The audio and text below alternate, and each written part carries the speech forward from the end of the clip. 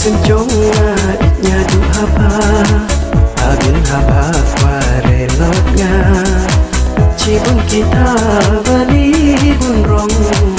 iba pen chobit hanga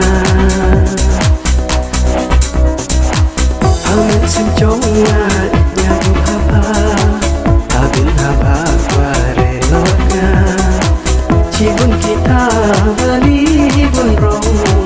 iba pen chobit hanga like la paso em abin de chire lot nga kinda ida phana abin de cham renga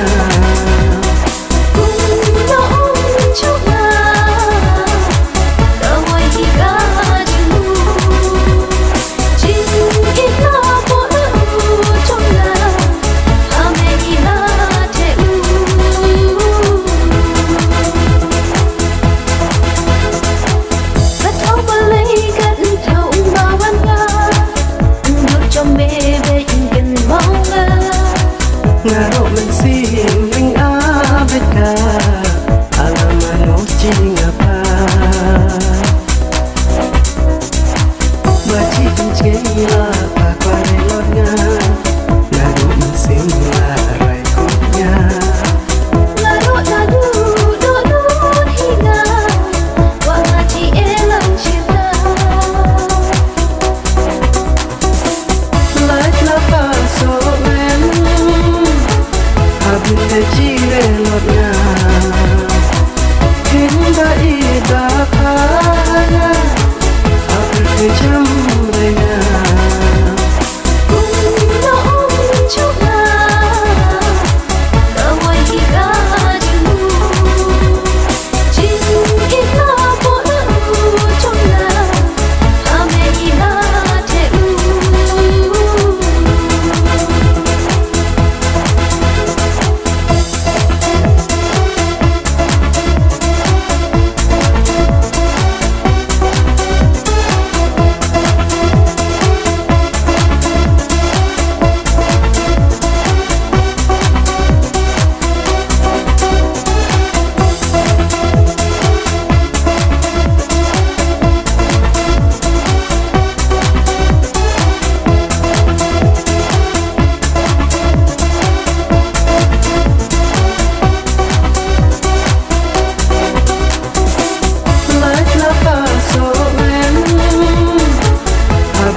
chire lot nga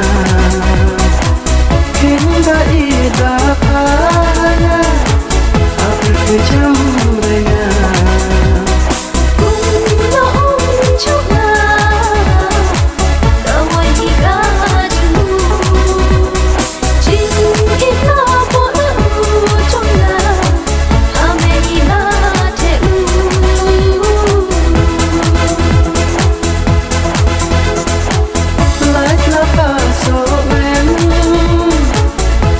de chire lot nga kinda ida phana abin de